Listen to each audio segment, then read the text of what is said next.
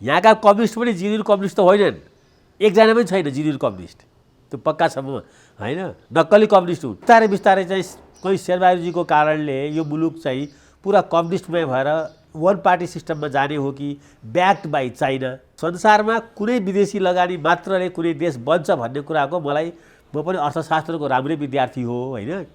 विदेशी लगानीले संसारमा देश टुक्रिएको छ, एउटा देश दुईटा भएको छ, दुईटा देश चारवटा भएको छ। एमसिसी एउटा कम्पनी हो, जसरी इस्ट इन्डिया कम्पनीले भारतमा एउटा कम्पनीको रूपमा आयो व्यापार गर्न होइन, यो पनि एउटा व्यापारकै सन्दर्भमा आएको छ नि। एमसिसी पनि बिजुली निकाल्ने भारतलाई बेच्छ, लगानी भनेकै छ त होइन। उहाँ भर्खर जितेर जानुभएको छ, म धेरै तितो कुरा गर्न चाहन्न। नेपाली काङ्ग्रेसको सभापति भर्खर हुनुभएको छ, अब काङ्ग्रेसहरूले उहाँलाई देख्छन्। यस्तो पनि लुतेर चाहिँ त्यो चाहिँ खुट्टा कमाउने नेता हुन्छ। साउथ एसियामा कुनै पनि विकासका एजेन्डा चुनावी एजेन्डा बन्दैन, ल त यो यहाँ मात्रै होइन कहीँ पनि बन्दैन। र राष्ट्रिय निर्वाचनमा कम्युनिस्टहरू एक ठाउँमा उभिएर मिल्दैनन् भनेर भन्ने कुराको ग्यारेन्टी हामीलाई के चाहिँ प्रचण्ड र चाहिँ शेरबहादुरजीले चाहिँ दिन सक्नुहुन्छ? म भन्छु मिल्छन्, मिलाउँछ चाइनाले। कम्युनिस्टसँगको यो लामो नेपाली काङ्ग्रेसको सहकार्यले नेपाली काङ्ग्रेसलाई सधैँ चाहिँ लुजर भएको छ। नेपाली काङ्ग्रेसलाई घाटा भएको छ। काङ्ग्रेसलाई आफ्नै उम्मेदवार जिताउनलाई धनसन हुन्छ। काङ्ग्रेसले झलनाथजीलाई हराउनको लागि काङ्ग्रेस यहाँबाट जाला भनेर उहाँले काङ्ग्रेसलाई चाहिँ अलिक उच्च मूल्याङ्कन गर्नुभयो। काङ्ग्रेस रणनीतिक रूपमा त्यो क्षमता राख्ने पार्टी नै होइन। काङ्ग्रेसलाई उहाँले चिन्नुभएकै छैन, काङ्ग्रेससँग त्यो क्षमतै छैन। द्रोणाचार्य जस्तोले चाहिँ नसकेको भनेर, अब कर्ण जस्तोले नसकेको, अब शैल्यलाई ल्याएर दुर्योधनले अब त्यो महाभारतको लडाइँ जित्छु भनेर कल्पना गरे जस्तै नेपाली काङ्ग्रेसका कार्यकर्ताहरूले शैल्यलाई ल्याएर राखेका छन् चाहिँ काङ्ग्रेस सभापतिमा होइन। अनि सभापतिले के भन्नुहुन्छ भनेर भन्दाखेरि चाहिँ लाजमर्दो कुरा हो नि आजको दिनमा। नेपालमा नोटबन्दी, अहिले नोटहरू सबै चाहिँ सिरकको खोलमा थन्केर बसेका छन्, डस्नाको खोलमा छन्, त्यो बाहिर निस्किँदैन अहिले। किन 3 तहको निर्वाचन आउँदैछ, निर्वाचनमा सबैलाई थाहा छ यहाँ भोट किनिन्छ भन्ने। एमसिसी अब कुनै एजेन्डा नेपालको राजनीतिक आर्थिक एजेन्डा रहेन। अहिले गठबन्धनसँग चाहिँ तालमेल भएर सिट छोडियो भने शेरबहादुरजी यो ग्यारेन्टी गर्न सक्नुहुन्छ कि चाहिँ नेसनल इलेक्सनमा कम्युनिस्ट मिल्दैन भनेर? मिल्यो भने के हुन्छ? विश्वप्रकाश, गगन थापा, धनराजहरूमा जोड्दैछु, प्रदीप पनि त्यसमा, यी सबै डेमोक्रेटिक मुभमेन्टबाट आएका केटाहरू हुन्। तर त्यस्तो सम्भावना र आशा र चाहिँ भरोसा लाग्दो नेताले रोस्टममा उभिएर अहिले एमसिसी म अमेरिकासँग लिन्छु, म भोलि चाइनासँग पनि यतिकै चाहिँ हामी चाहिँ पैसा माग्छौँ, भारतसँग पनि माग्छौँ भनेर भन्ने होइन के। दर्शकवृन्द नमस्कार, चुरो कुरोमा तपाईँलाई हार्दिक स्वागत छ। हामी आज चुरो कुरोमा मूलत राजनीतिक विषयमै केन्द्रित भएर संवाद गर्नेछौँ। राजनीति पनि वैशाख 30 गते घोषणा गरिएको निर्वाचनमा गठबन्धन होला या नहोला, जसरी सत्तारूढ गठबन्धन सत्ता चलाउनलाई गठबन्धन गरेर बसेका छन्, तर चुनावसम्म यो गठबन्धन रहन्छ कि रहँदैन भन्ने सन्देह पैदा भएको छ। नेपाली काङ्ग्रेसभित्र एमसिसीको विषयमा एकमत देखियो, एकजना पनि एमसिसीको विरुद्ध देखिएनन्। शेरबहादुर देउवाले भनेपछि सबै नेपाली काङ्ग्रेसका नेता कार्यकर्तामा खासै देखिएन, नेता त एक गठ नै भए। तर चुनावी गठबन्धनको विषयमा नेपाली काङ्ग्रेसभित्र प्रष्ट द्विधार देखिएको छ। शेरबहादुर देउवा गठबन्धनका साथीहरूलाई धेरै नबन्नुहोस् है, गाली नगर्नुहोस् है, भोलि गठबन्धन गरेर चुनाव लड्नुपर्छ, 74मा गठबन्धन गर्न नजान्दा नगर्दा काङ्ग्रेसको यो हालत भयो, अब गठबन्धन गर्नुपर्छ भन्दै हुनुहुन्छ भने काङ्ग्रेसका युवा नेताहरू, युवा नेतृत्व जो पदाधिकारी बन्न पुगेका थिए, चाहे गगन थापा चाहे धनराज गुरुङहरू गठबन्धनको विरुद्ध खुलेर लागेका छन् र उनीहरूले माओवादी केन्द्र र समाजवादीलाई बढी गाली गरे, उनीहरू खनिए भनेर माओवादी र समाजवादीका नेताहरूले आक्रोश पनि पोखेका कुराहरू हामी देखेका छौँ। गठबन्धनको भविष्य के होला? एमसिसी पास भयो, एमसिसी पास भइसकेपछि चुनावी परिणाममा असर गर्छ, देशमा आगो बल्छ भनिएको थियो। एमसिसी पास भएपछि पुरा सन्नाटा छाएको छ। चुनावमा यसको असर के पर्ला यो पनि जान्नेछौँ। र सँगसँगै नोटबन्दीको बडो चर्चा उठेको छ, त्यो पनि राजनीतिक विश्लेषक, अर्थशास्त्री, अर्थ राजनीतिमा पनि त्यतिकै दखल राख्ने पुरञ्जन आचार्यले यो विषय बोलिदिनु भयो। त्यसपछि अहिले एकाएक सञ्चार माध्यममा यो चर्चाको विषय भएको छ कि साँच्चीकै सरकारले नोटबन्दी गर्न थालेको हो, 500 र 1000 माथि निषेध गर्न थालेको हो, यो किन गरिन्छ, यो केका लागि गरिन्छ, मोदीले गरे भन्दैमा नेपालमा पनि गर्नु परेको हो, गर्ने हल्ला चलेको अथवा साँच्चीकै गरिँदैछ, यसले गरेपछि के हुन्छ, हामी यो जान्ने प्रयास गरिन्छ। यसका निमित्त आजको चुरो कुरोमा राजनीतिक विश्लेषक, आजबाट म अर्को पनि म थप्दैछु, मैले थाहा पाएँ उहाँ अर्थशास्त्री, अर्थ राजनीतिज्ञ पनि हुनुहुँदो रहेछ, पुरञ्जन आचार्यलाई म चुरो कुरोमा स्वागत गर्छु। तपाईँलाई चुरो कुरोमा हार्दिक स्वागत छ। हस्, धन्यवाद उमेशजी। अब यो नेपाली काङ्ग्रेस र अरू दलको गठबन्धनकै विषयबाट चर्चा सुरु गरौँ। तपाईँ राजनीतिमा अलि बढी, राजनीति विश्लेषकमा यो अर्थशास्त्री भन्दा अलि बढी चिनिनु भएको छ, अलि बढी चर्चामा हुनुहुन्छ। मलाई त त्यो थाहा थिएन, मैले पहिलोपटक थाहा पाएर त्यो विषयमा पनि कुरा गर्न खोजेको छु, अर्थशास्त्रको विषयमा थोरै। यो गठबन्धनको विषयमा नेपाली काङ्ग्रेसमा एकमत देखिएन। जसरी एमसिसी राष्ट्रघाती छ भनेर चर्चा चल्यो, होला नहोला त्यसको छुट्टै बहस गऱ्यौँ हामीले। एमसिसीमा एकगठ भएको नेपाली काङ्ग्रेस चुनावी गठबन्धनमा चाहिँ एकमत हुन पनि सकेन। शेरबहादुर देउवा एकातिर कुरा गर्दै हुनुहुन्छ, उहाँका पदाधिकारी युवा नेतृत्व गगन थापादेखि धनराज गुरुङ अर्कोतिर कुरा गर्दै हुनुहुन्छ। यो के साँच्चीकै गठबन्धनको विषयमा काङ्ग्रेसभित्र एकमत नभएर दुई धार देखिएको हो? मैले यहाँबाट सुरु गरेँ। हो, काङ्ग्रेसभित्र कम्युनिस्टसँग गठबन्धन गर्ने नगर्ने भन्ने कुरामा दुई धार छ। शेखर कोइराला, गगन थापा, धनराज गुरुङहरूले चाहिँ गर्नु हुँदैन भनेर भनिरहेका छन्, होइन? तपाईँको मूल प्रश्नको एउटा बुलेट एन्सर यति मात्रै पनि हुनसक्छ। अघि अब तपाईँले भन्नुभयो, अब मेरो पोलिटिकल साइन्स पनि चाहिँ विषय होइन, होइन? अर्थशास्त्र मेरो विषय हो। तर बढी चाहिँ तपाईँ पोलिटिकलमा देखिनु। अर्थशास्त्रमा मैले एमए गरेको हो, राम्रै एमए गरेको हो, होइन? त्यस कारणले गर्दा। तर अब पोलिटिक्स भनेको चाहिँ के हो भने, पोलिटिकल साइन्स भनेको चाहिँ सबै साइन्सको चाहिँ भन्दा माथिको शास्त्र हो। यो मूल शास्त्र हो यो। त्यसैले यसलाई राजनीति शास्त्र भन्छन्। राज्यको नीति निर्माण गर्ने भएको हुनाले यो शास्त्र जान्न बुझ्नको लागि पढिरहनु पर्दैन। यो शास्त्रमा म दौडेको हो, खेलेको हो, होइन? पढेको पनि हो, होइन? त्यस कारणले यो शास्त्रसँग मेरो चाहिँ लगाव पनि हो। म आफै एउटा पोलिटिकल एक्टिभिस्ट, पोलिटिकल चाहिँ एनालिस्ट भनेर चाहिँ र पोलिटिकल एउटा चाहिँ भनौँ न एउटा पोजिसनमा पनि बसेको मान्छे। तपाईँ राजनीतिक मान्छे हो? म राजनीतिक प्राणी नै हो, सबै राजनीतिक प्राणी नै हुन्। अब जहाँसम्म नेपाली काङ्ग्रेसको अब अहिलेको सत्ता गठबन्धन र भावी यसको चाहिँ दिशा, चुनावी दिशाहरू के हुने होला भन्ने कुरामा अहिले चर्चा छ। यसमा काङ्ग्रेस बाँडिएको छ। अब एमसिसीलाई एकछिन बिर्सिदिउँ। एमसिसीमा काङ्ग्रेस एक ढिक्का भयो, त्यसभित्र मतमतान्तर चाहिँ भएन। त्यसको पछाडिका कारणहरू छन्।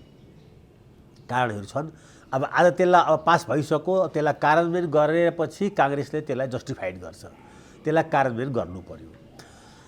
यहाँ के छ भनेर भन्दाखेरि चाहिँ दुई तिनवटा, अब म मेरो अलिकति यसमा ज्ञानलाई पनि जोड्छु, अलिकति काङ्ग्रेसभित्रको डाइनामिक्सलाई पनि जोड्छु। कम्युनिस्टसँगको यो लामो नेपाली काङ्ग्रेसको सहकार्यले नेपाली काङ्ग्रेसलाई सधैँ चाहिँ लुजर भएको छ। नेपाली काङ्ग्रेसलाई घाटा भएको छ। यो कुरो काङ्ग्रेसको तल्लो ग्रामीण कार्यकर्तादेखि लिएर माथिल्लो कार्यकर्तासम्मको पनि चेतना के छ भने, कम्युनिस्टसँगको एलायन्सले काङ्ग्रेसले आफ्नो सपोर्ट बेस बिस्तारै बिस्तारै लुज गर्दै, अब अहिले भनौँ न, अहिले तीनटा कम्युनिस्ट पार्टी प्रभावशाली छन्, झन्डै काङ्ग्रेस जत्रै छन् साइजमा, होइन? अब एउटा एमाले ठुलो पार्टी छ, माओवादी र चाहिँ समाजवादी पार्टी अर्को कम्युनिस्ट पार्टी छन्।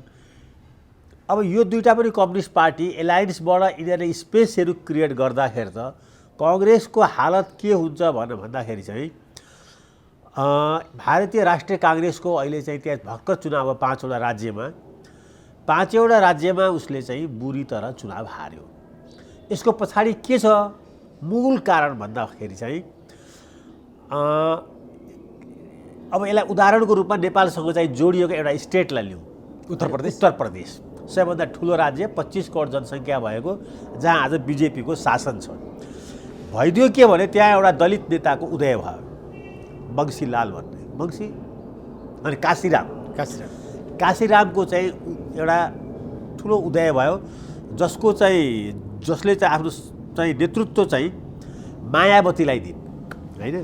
उनको चाहिँ बहुजन समाजवादी पार्टी भन्ने छ। नेपाली के अरे इन्डियन नेसनल कङ्ग्रेसले के गर्यो भनेर भन्दाखेरि चाहिँ त्यो काशीरामको पार्टीसँग त्यहाँ 403-4 सिट कति छ एक्ज्याक्टली होइन विधानसभाको, जुन हिजो अस्ति भर्खर भयो। काशीरामसँग चाहिँ काशीरामको पार्टीसँग चाहिँ या मायावतीसँग चाहिँ एलायन्स गर्दाखेरि मलाई लाग्छ के भने झन्डै 300 सिट चाहिँ इन्डियन नेसनल कङ्ग्रेसले मायावतीलाई दियो। त्यो कारणले गर्दा काङ्ग्रेसको सङ्गठन त्यहाँ ध्वस्त भयो, फुट आयो, विवाद भयो। त्यहाँ सारा काङ्ग्रेसहरू के गरे भने कोही बिजेपीमा गए, कोही कम्युनिस्टमा गए, कोही चाहिँ समाजवादी पार्टीमा गए। अब यो पार्टी जब उम्मेदवारै दिँदैन, चुनावै लड्दैन भने यो पार्टीमा किन बस्ने भनेर इन्डियन नेसनल कङ्ग्रेसको हालत के हो भने मूल कारण चाहिँ आज जुन इन्डियन नेसनल कङ्ग्रेसले 403मा मलाई लाग्छ 3 सिट पनि जित्न सकेको छैन उत्तर प्रदेशमा। यसको पछाडि चाहिँ मूल कारण एलायन्स छ, गठबन्धन छ। गठबन्धन गर्दाखेरि हार्दाखेरि पनि गठबन्धन गर्नुहुन्छ कि हुँदैन भनेर 10 पटक सोच्नुपर्छ। चुनाव हारिन्छ भन्दैमा गठबन्धन गर्ने कारण चाहिँ या आन्दोलनले सफलता पाउँछ भन्दैमा गठबन्धन गर्ने पर्ने कारण छ कि छैन, त्यसको वर्तमान स्थिति, भविष्यको दिशा के हुन्छ भनेर। यसको अर्को एउटा चाहिँ म राम्रो इक्जाम्पल दिउँ गठबन्धनको उसमा। जापानले जब चीनमाथि आक्रमण गर्छ तब कम्युनिस्ट पार्टी र त्यहाँको डेमोक्रेटिक कमिन्टङ पार्टी भन्नेको बिचमा चाहिँ च्याङ्काइसेक र माओसेतुङको बिचमा एलायन्स हुन्छ, झन्डै 12 बुँदेनी भएको हुन्छ क्यारे, जस्तो यहाँ माओवादीसँग भयो। त्यसले अन्ततोगत्वा त्यसको लामो छ, त्यसले अन्ततोगत्वा के भने जापानिजहरूलाई त चाइनाबाट लखेटेर जापानिजहरू भाग्छन् भनौँ न, एकछिनलाई मानौँ। जित चाहिँ कसको हुन्छ अन्ततोगत्वा भन्दाखेरि चाहिँ ठ्याक्कै लाएर कम्युनिस्ट पार्टीको हुन्छ र च्याङ्काइसेक पनि भागेर कहाँ पुग्छन्, आजको ताइवानमा पुग्छन्। अब मैले दुईवटा भने, एउटा सङ्घर्ष गर्दाखेरिको गठबन्धन कम्युनिस्टसँगको, अर्को चुनाव गर्दाखेरिको चाहिँ एउटा मायावतीसँगको चाहिँ गठबन्धन। यस्तो थुप्रै गठबन्धनहरू संसारमा छ। खास गरी इन्डियाको पोलिटिक्स हामीसँग मिल्दोजुल्दो छ। बिजेपीले हरेक पटक जब बिजेपीको उत्थान हुँदै थियो हरेक स्टेटमा उसले गठबन्धन गरेको छ। महाराष्ट्रको एउटा इक्जाम्पल दिन्छु म। महाराष्ट्रमा चाहिँ बिजेपीको खास जनाधार थिएन, तर त्यहाँको शिवसेना भन्ने पार्टी ठुलो जनाधारवाला हो। त्योसँग बिजेपीले गठबन्धन गर्दै गर्दै के गर्यो भने Shiv Sena second party, third party भयो, बिजेपी फर्स्ट पार्टी भएर हुँदा आयो। यस्तो स्थिति अरू स्टेटहरूमा पनि छ। त्यसै कारणले अहिले जुन चाहिँ नेपाली काङ्ग्रेसको मेरो चेतनाले के भन्छ भने गठबन्धन गर्दाखेरि काङ्ग्रेसलाई तत्कालको लागि 2-4 ठाउँमा फाइदा हुन्छ लोकल इलेक्सनमा, तर जहाँ गठबन्धनको कारणले गर्दा काङ्ग्रेसले टिकट दिँदैन त्यहाँ चाहिँ जहाँ एलायन्स गर्छ त्यहाँ काङ्ग्रेसको पत्तै साफ हुन्छ। त्यहाँ काङ्ग्रेसका कार्यकर्ताहरू, काङ्ग्रेसका चाहिँ नेताहरू सबै अरू पार्टीमा किन नजाने भन्ने प्रश्न उठ्छ। एकछिनलाई मानु चाहिँ के अरे चितवनको नारायणघाट, त्यहाँ मेयरमा कसलाई टिकट दिएको छ भन्दाखेरि चाहिँ माओवादीलाई, गठबन्धन भयो। आज म अनुमान के गर्न सक्छु भने पक्कै पनि त्यो ठाउँमा चाहिँ माओवादीको हिजोको भन्दा धेरै प्रभाव चाहिँ बढेको होला, रेणु दाहालको। काङ्ग्रेस पक्कै पनि त्यहाँ फ्रस्ट्रेट होलान्। मोरङको काङ्ग्रेस त म फ्रस्ट्रेट देख्छु भने त्यो कारणले त्यहाँको काङ्ग्रेस फ्रस्ट्रेट छैनन् होला। त्यसै कारणले अगर नेसनल पार्टीको रूपमा यो आकारमा यसै पनि काङ्ग्रेस खुम्चिएको छ। काङ्ग्रेसको चाहिँ भनौँ न अब अहिले भोट पर्सेन्ट 32-33 को आसपासमा छ। अब बिस्तारै बिस्तारै के हुँदैछ भने साउथ एसियाको राजनीतिमा 32-33%, 34% भोटले अब सत्ता निर्माण हुँदैन।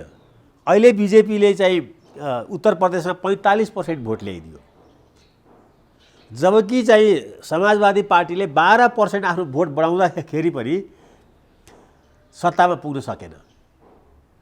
अर्थात् बिस्तारै बिस्तारै चुनाव के हुन्छ भने बाइपोलर हुन्छ।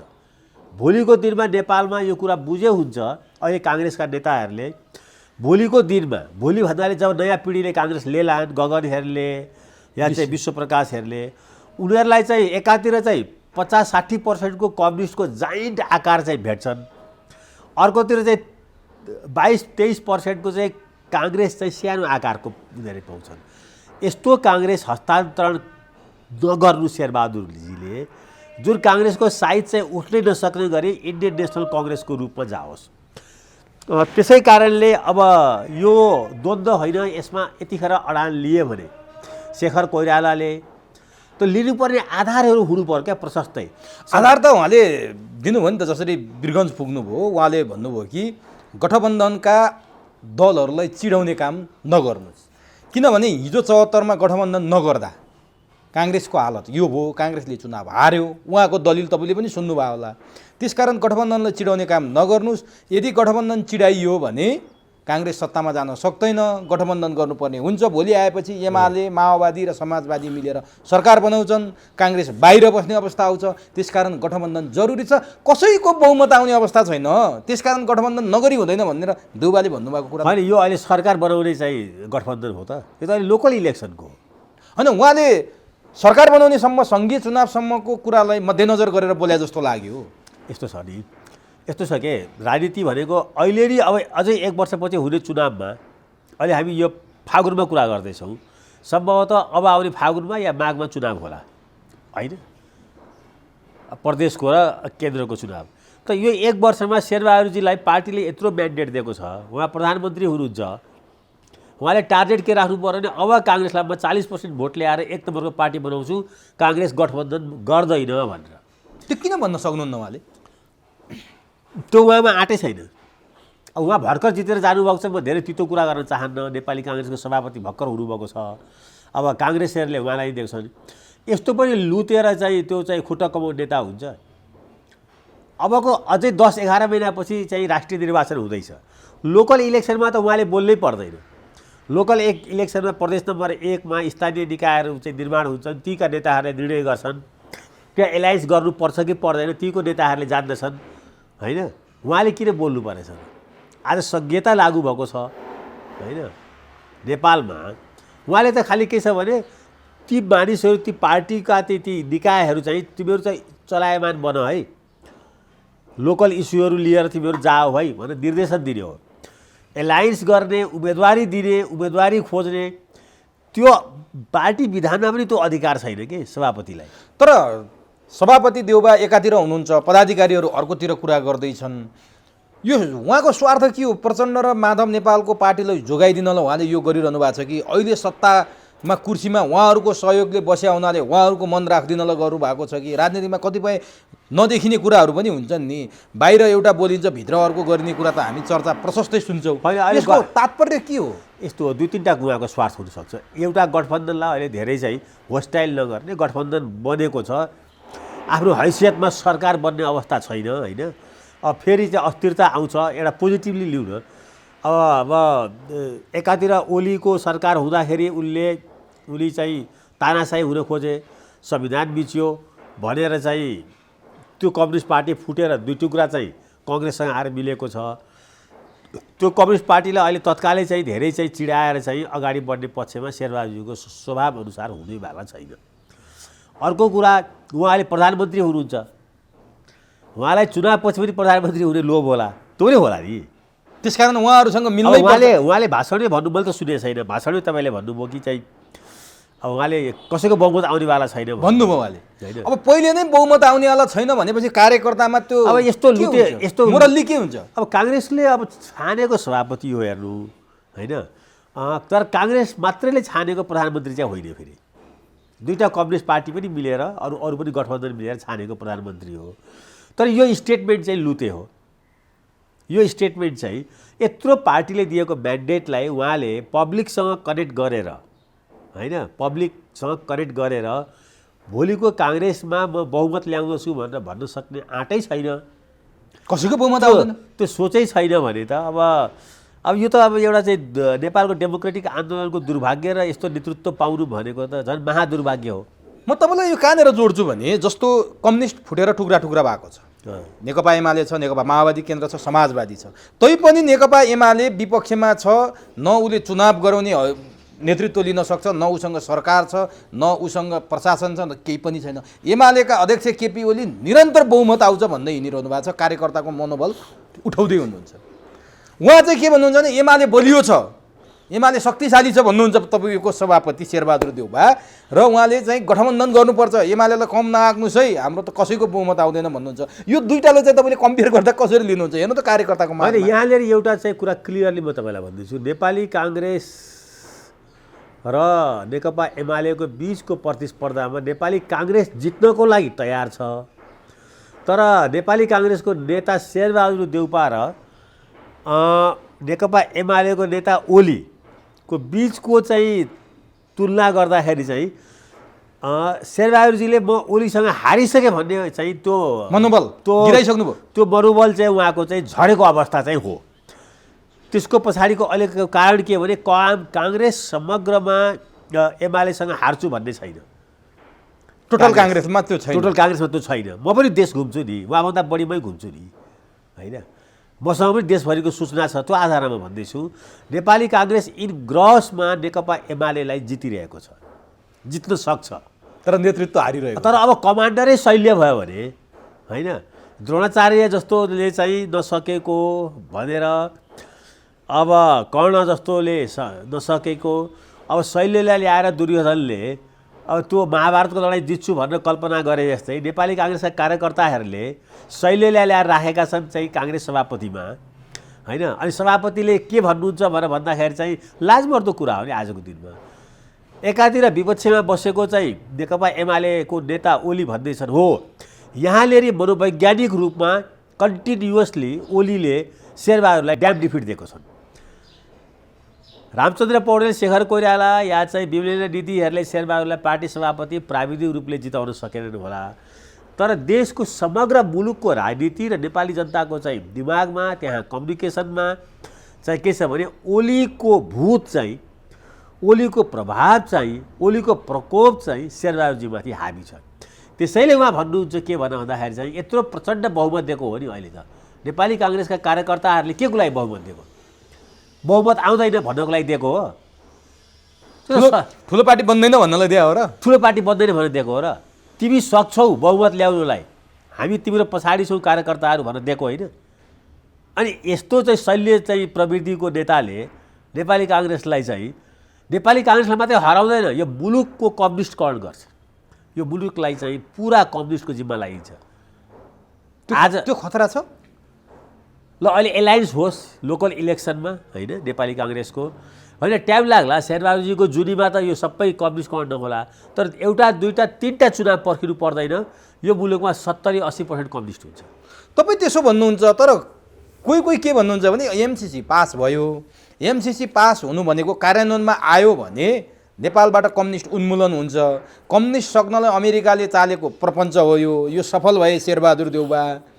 अब नेपालमा कम्युनिस्टहरूलाई गाह्रो छ, काङ्ग्रेसहरूको लागि चाहिँ प्लेटफर्म बन्यो, यो चाहिँ उर्वर भूमि बन्यो भन्ने चाहिँ एकजना कम्युनिस्टकै नेताले मसँग भन्नुभएको छ।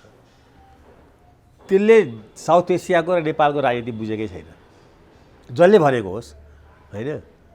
कुनै विकासको एजेन्डाले, डेभलपमेन्टको एजेन्डाले यहाँको नेपालको र इन्डियाको या साउथ एसियाको राजनीति परिवर्तन भएकै छैन। मैले फेरि पनि भन्छु, भारतमा चाहिँ डबल डिजिट चाहिँ ल्याउने चाहिँ विभिन्न स्टेटका चिफ मिनिस्टरहरूले दोहोऱ्याएर जित्नु मसँगै भन्नुभएको थियो तपाईँले। भनेको छु एमसिसी चुनावी एजेन्डै बन्दैन, म अहिले भनिदिन्छु। तर हराउनलाई त बन्ने भयो नि त, एमसिसीका पक्षपातीहरू, राष्ट्रघातीहरू हो। त्यो एमसिसी बनेको होइन, राष्ट्रघाती भन्ने शब्द बनेको हो, अराष्ट्रवादी भन्ने शब्द। अराष्ट्रवादी भन्ने कुरा पुष्टि गर्न सक्यो भने त्यसको असर हुन्छ।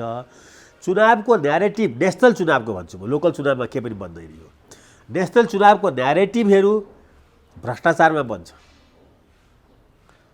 राष्ट्रवादमा बन्छ। राष्ट्रवादमा एमसिसी जोडिँदैन? अब जोड्न सक्दाखेरि कम्युनिस्टहरूले त जोडिन सक्छ, तर के छ भने सबै कम्युनिस्टले समर्थन गरेको छन्। बाबुरामजीको समर्थन छ, प्रचण्डजीको समर्थन छ, ओलीकै समर्थन छ नि, ओलीकै समर्थन छ। त्यसै कारणले एमसिसी अब कुनै एजेन्डा नेपालको राजनीतिक आर्थिक एजेन्डा रहेन। यसले भोलि चाहिँ यो सम्पन्न भयो भने यो एउटा विकासको चाहिँ एउटा इकाइ भएर बस्दछ, होइन। कम्युनिस्ट रोक्नलाई चाहिँ एकीकृत विकास परियोजनाहरू आएको होइन नेपालमा, कोल्ड वारको फेजमा। अनि आज यत्रो कम्युनिस्ट किन छ त यो देशमा? यो देशमा आज यत्रो कम्युनिस्ट चाहिँ, साउथ एसियामा यो साइजको कम्युनिस्ट कोही छ? पाकिस्तानमा छैन, बङ्गलादेशमा छैन, इन्डियामा भएको पनि सिद्धियो, पाकिस्तानमा छैन, भुटानमा छैन, मालदिभ्समा छैन। श्रीलङ्कामा भएको जनता विमुक्ति पेरामुना भन्ने पार्टी तहस नहस भएर अहिले राइटिस्ट भएको छ। यो के काङ्ग्रेस गतिलो नहुँदै कम्युनिस्ट अमेरिकन रङ पोलिसीले चाहिँ यहाँ कम्युनिस्ट बढेको छ। युरोपियन युनियनको रङ पोलिसीले यहाँ कम्युनिस्ट बढेको छ। भारतकै भनौँ न, भारतको चाहिँ एकदमै के छ भने अव्यवहारिक पोलिसीले यहाँ कम्युनिस्ट बढेको। नभए यत्रो साउथ एसियामा कुनै देशमा चाहिँ कम्युनिस्ट छैन नि। इन्डियामा को छ? इन्डियन नेसनल कङ्ग्रेस र बिजेपी राष्ट्रिय पार्टी। कम्युनिस्ट त पत्ता साफै भइसक्यो त्यहाँ। पत्ता साफ भयो। पाकिस्तानमा कुनै जमानामा बलियो कम्युनिस्ट पार्टी थियो पाकिस्तानमा, मलाई याद छ त्यो, होइन, मैले पढेको छु त्यो लिट्रेचर। बङ्गलादेशमा पनि थियो कम्युनिस्ट पार्टी कुनै जमानामा। श्रीलङ्कामा त झन्डै टेक ओभरै गरेको थियो। जनता विमुक्ति पेरामुना भन्ने पार्टी थियो, एकदम मिलिटेन्ट पार्टी। आज त्यो पार्टी के भएको छ भने फासिस्ट र राइटिस्ट भएको छ। उनले सिङ्गली राष्ट्रवादलाई बोकेर अगाडि बढेको राजनीति हो। यहाँका कम्युनिस्ट पनि जिन्युन कम्युनिस्ट त होइनन्, एकजना पनि छैन जिन्युन कम्युनिस्ट, त्यो पक्का छ होइन, नक्कली कम्युनिस्ट हुन्। तर नारा के छ भन्दाखेरि चाहिँ स्टालिनले जुन चाहिँ एउटा राष्ट्रवादको नारा दियो नि, रसियन चाहिँ राष्ट्रवादको नारा दियो, लेनिनले त्यो दिन भ्याएनन् होइन। लेनिनले अन्तर्राष्ट्रिय कम्युनिस्टवाद दियो, राष्ट्र भन्ने कुरै हुँदैन, नेसन स्टेटलाई मान्दैन थिए, मार्क्सले पनि मान्दैन थिए होइन। त नेपालमा नेपाली काङ्ग्रेसले अहिले डिबेट चलाउनुपर्छ। गठबन्धन गर्ने ठिक छ, गठबन्धन गर्ने कसको लागि के को लागि, शेरबहादुरलाई फेरि प्राइम मिनिस्टर बनाउनु कि नेपालको डेमोक्रेटिक मुभमेन्टलाई सिद्ध्याउन, डिबेट यहाँ गर्नुपर्छ। डिबेट नेपालमा यत्रो ठुलो साइजको कम्युनिस्ट छ, के कारणले चाहिँ डिबेट यहाँ हुनुपर्छ। उम्मेदवारी दिने र हार्ने र जित्ने मात्रै प्रश्न छैन। प्रश्न के छ भने ठिक छ, संसारमा कम्युनिस्टहरूले चाहिँ राष्ट्रियताको बारेमा बोलेका छन्, सोसियल जस्टिसको बारेमा धेरै बोलेका छन्। युरोपमा आएर जुन ढङ्गले चाहिँ भनौँ न त्यहाँको चाहिँ इन्डस्ट्रियल रेभोल्युसन पछि वेस्टर्न युरोपमा जुन ढङ्गले लेबरहरूलाई जुन ढङ्गले चाहिँ एउटा म्यानेज गरियो होइन, त्यो कारण नै के हो भने मार्क्सिस्ट चाहिँ फिलोसफी हो होइन। नभए क्यापिटलिस्टहरूले त्यहाँ चाहिँ पेलेर राखिदिएका थिए, त त्यहाँ वेलफेयरिजम आयो। अहिले इन्डियामा के भयो, अहिले किन जित्यो उसले, मोदीको पार्टीले?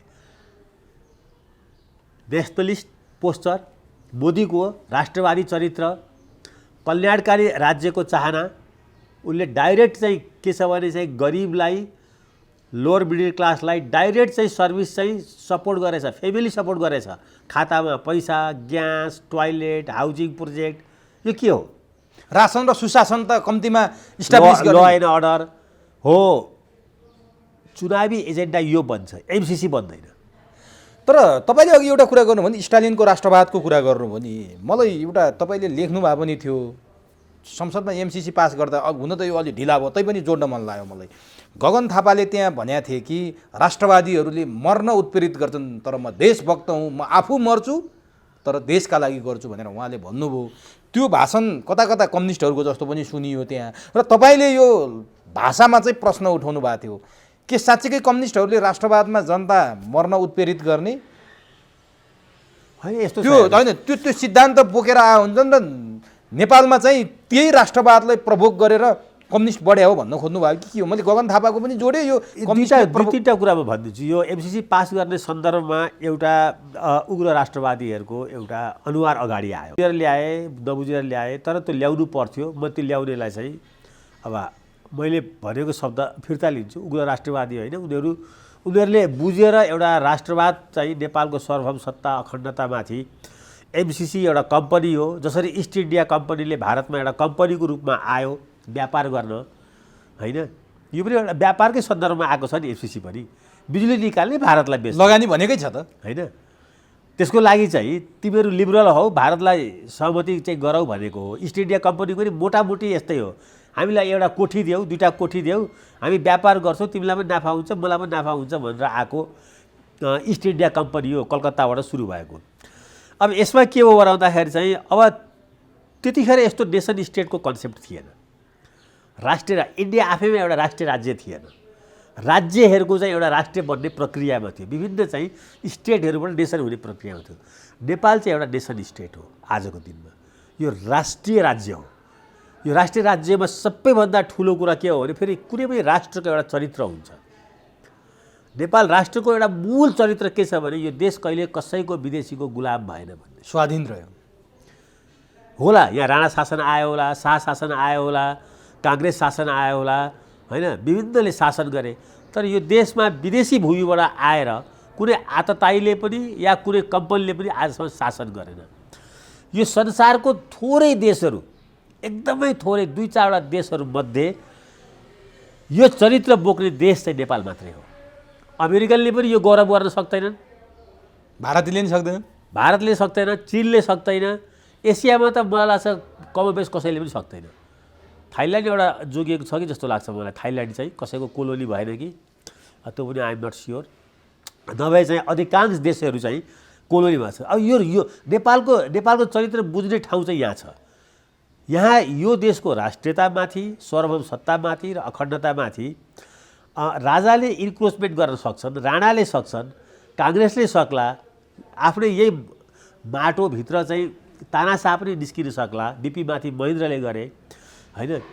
तर विदेशबाट आउने त्यत्रो इस्ट इन्डिया कम्पनी या ब्रिटिसहरूलाई त नेपालीहरूले त्यो जमानाको गोर्खालीहरूले लडेकै हुन् नि। यो गौरव छ नि यहाँ, नेपाल एकीकरणको गौरव। आखिर कुनै पनि राष्ट्रको चाहिँ एउटा सोच कहाँबाट आउँछ भन्दा यो राष्ट्र निर्माण कसरी भयो भन्ने कुराले आउँछ।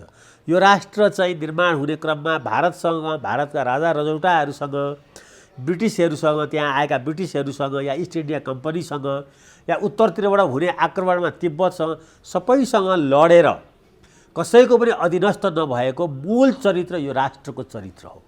यो बुझ्नुपर्छ काङ्ग्रेसले पनि। काङ्ग्रेसले आज किन राजनीतिमा कम्युनिस्टभन्दा पछाडि पर्दैछ भने काङ्ग्रेसले यो मुलुकको राष्ट्रिय चरित्रै बुझ्न चाहिरहेको छैन, नसकेको कि नचाहेको। बिपीले भन्नुभएको जुन चाहिँ राष्ट्रियता भन्ने कुरा, बिपी कोइरालाले, त्यसलाई चाहिँ काङ्ग्रेसका अरू नेताहरूले बुझिरहेकै छैनन्। एमसिसी आयो, अब यहाँ के राष्ट्रियताको कुरै गर्नु हुँदैन। कुनै काङ्ग्रेसको कुनै एउटा विङले होइन यसमा केही कुराहरू छ भने त्यसलाई सच्याउँ भनेर आखिर सच्याउनु त पर्यो नि। जब पार्लियामेन्टमा उभिएर चाहिँ सच्याउनै पर्ने थियो भने त्यो एउटा धार चाहिँ काङ्ग्रेसभित्रैबाट पनि कसैले लिन सक्थ्यो नि।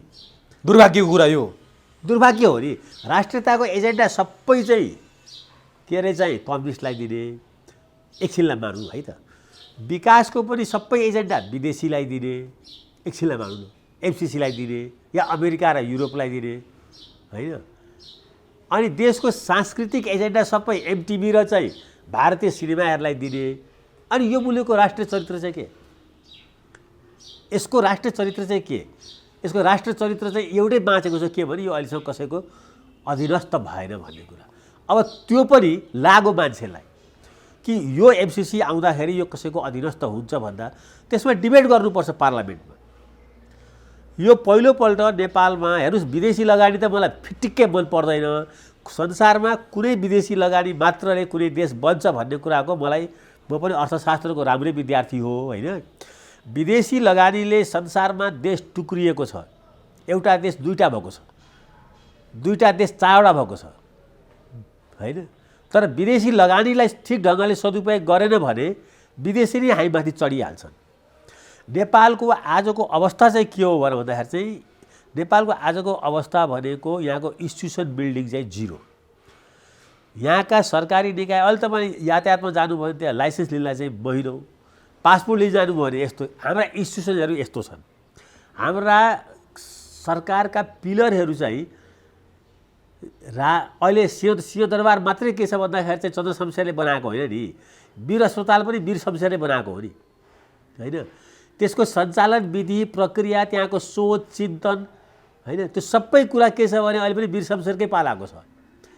त्यसै भानुभक्तले कविता लेखेको हुन् र भोलि भोलि भन्दैमा सब दिन बितिगयो बक्सियोस् आज झोली भनेर। यो राज्यको बारेमा आज पनि त्यो भानुभक्तको त्यो कविता उत्तिकै शान्त। तपाईँ आज कुनै पनि ठाउँमा जानुहोस्, सरकारी ठाउँमा तपाईँको काम आजको आजै हुन्छ भने आज जग्गा पास गर्न जानुहोस्, हुन्छ।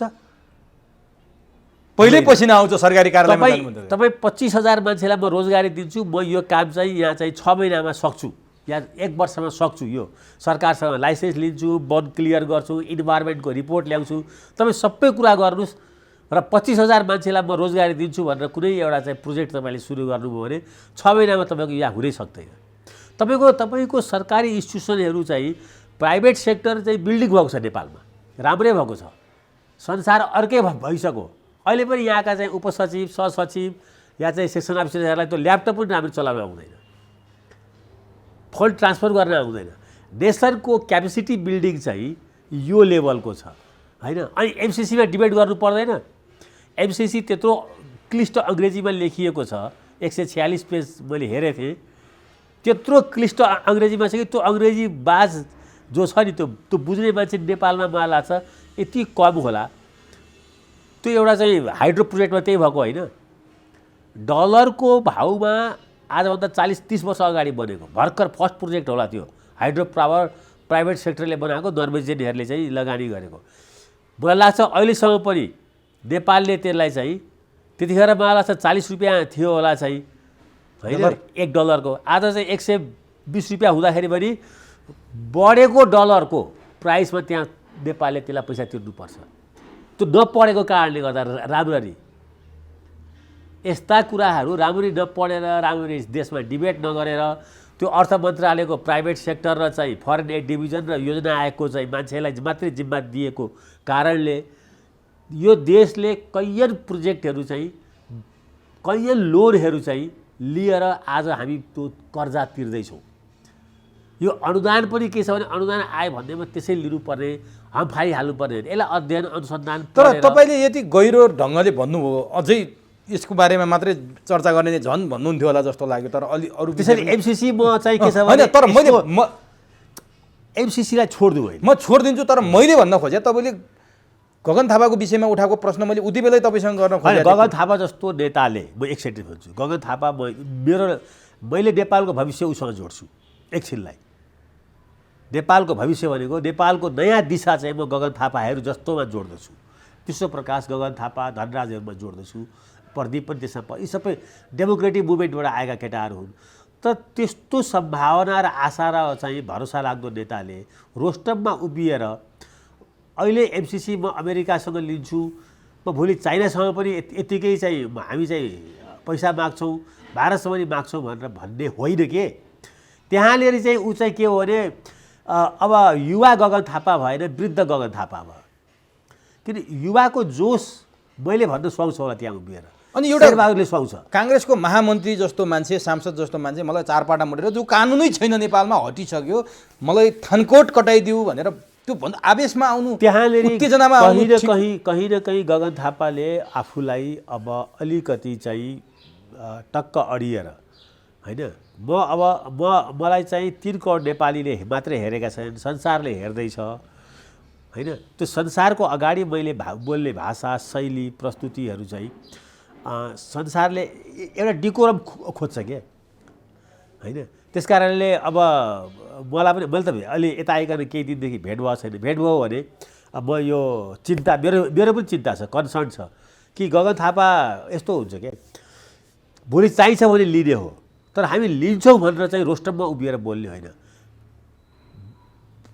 सहयोग त्यो त भिख मागेको भनेर पुरा यहाँ त्यो चाहिँ के हो भने जनमानसबाट आक्रोश व्यक्त भयो कि त्यो चाहिँ के हो भने एउटा ओल्ड एज सिन्ड्रोम हो। गगन थापा अहिले ओल्ड एज सिन्ड्रोममा गइसकेको छैन, वृद्ध अवस्थाको सिन्ड्रोम हो क्या। म चाहिँ बसी खान्छु, मलाई मेरो चाहिँ छोरोमाथि मैले लगानी गरेको छु, छोरोले मलाई पाल्नुपर्छ या स्टेटले मलाई चाहिँ दिनुपर्छ। कहाँनिर चाहिँ त्यहाँनिर मलाई लाग्छ अरू सबै ठिक छ उनको, त्यहाँनिर चाहिँ म आफू पनि सुन्दाखेरि सक भएको छु।